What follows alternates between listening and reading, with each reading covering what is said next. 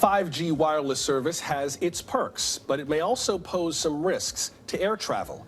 Transportation Secretary Pete Buttigieg and the head of the FAA, Steve Dickson, recently warned AT&T and Verizon about these potential dangers. They say that 5G could disrupt air traffic control. As a result, both companies agreed to push back their rollout to next Wednesday, January 19th. Now, the FAA just released a list of 50 airports where 5G buffer zones will be put in place. Some of the biggest ones are here on the map. They span the whole country, including New York's LaGuardia and JFK, LAX, Dallas Love Field and DFW, Miami International, and Chicago's Midway and O'Hare airports. In a statement, the FAA said carriers agreed to cut off 5G transmitters and make other adjustments for 6 months. The idea is to prevent interference with aircraft landing instruments that are used when visibility is low. So what exactly is it about 5G technology that makes it a potential risk?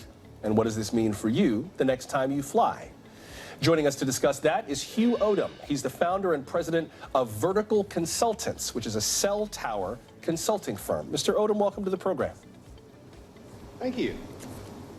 What is it about 5G that's such a concern for air travel? Can you explain that for us in layman's terms?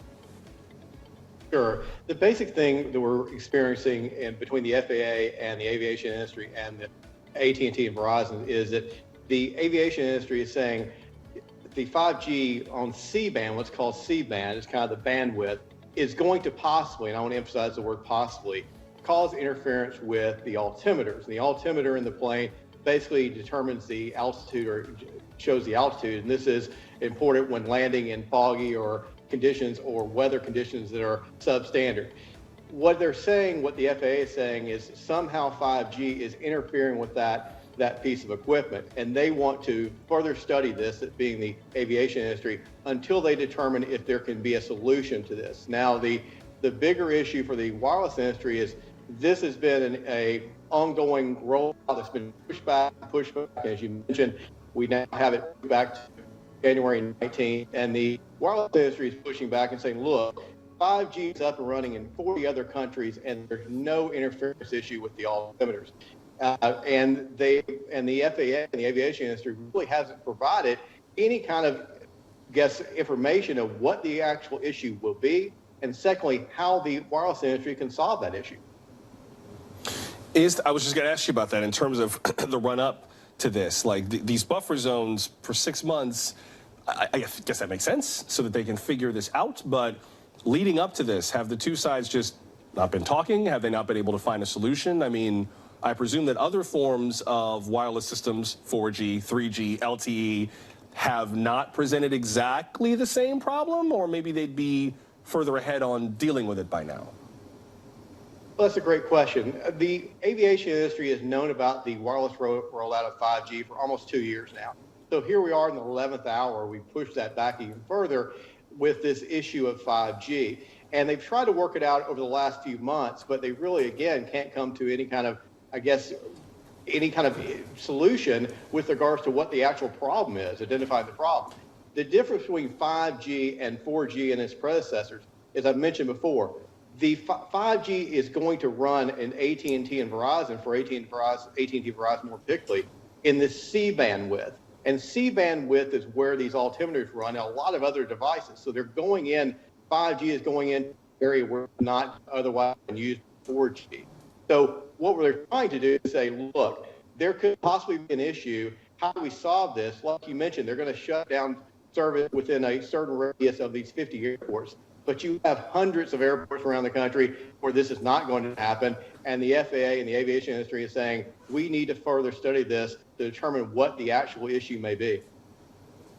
Is this something that maybe the wireless industry could have seen coming and prevented? I mean, the rollout of these technologies, I understand why AT&T and Verizon want these to happen lickety-split. There's a lot of money to be made in the transition to 5G, but this seems like a foreseeable problem that maybe the industry could have noticed, worked around, talked to the FAA and airlines on beforehand, and everyone come to a solution before the FAA and the Department of Transportation have to say, please stop. Well, the issue there, so like you mentioned, for AT&T and Verizon, they spent over $80 billion to access this C-band frequency I just mentioned.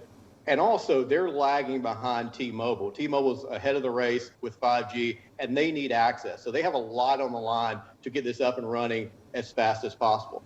The issue is, as I mentioned before, trying to come back to the FAA and the aviation industry and say, look, you've known about this, we've known about this, but we need to have a way to calibrate against these altimeters. And the aviation industry is lagging behind with regard to the age of their inventory and such. And there's not a standard these altimeters have. There's different manufacturers and different filters. So that's where the issue comes into play. It's both sides fault a little bit, but the aviation industry, I think, has a little more culpability here because they've had the time to come to the wireless industry and say, here's the issue, here's how we need to calibrate this, here's how we need to address this. And again, now we're both sides. We have issues that this could possibly delay flights, cancel flights, if this is an ongoing issue, and we have the wireless industry also in trouble. These are two industries that clearly have a lot at stake financially. Before I got to let you go, there was a survey that Deloitte did last year that found that the average U.S. household has 25 connected digital devices, up from 11 connected digital devices back in 2019. There seems to be a lot at stake for this 5G rollout, just in terms of making sure that we can keep up with ourselves, with our increasingly connected lifestyles. Definitely. 5G provides a lot of solutions. One is you're able to provide a lot of access for a lot more devices. As you mentioned, we're adding more devices as we grow as a society, a digital society, I should say. The other thing here is we need to rely upon 5G for healthcare, for telemedicine, for educational services, and for work services. More and more people are working remotely, and 5G provides access not only to the typical worker, but it's really important for rural areas, low-income areas, to have access to wireless capabilities to allow them the same abilities that someone living in a higher income area or an urban area would have. Hugh Odom of Vertical Consultants. Mr. Odom, I appreciate you making time. Thank you very much.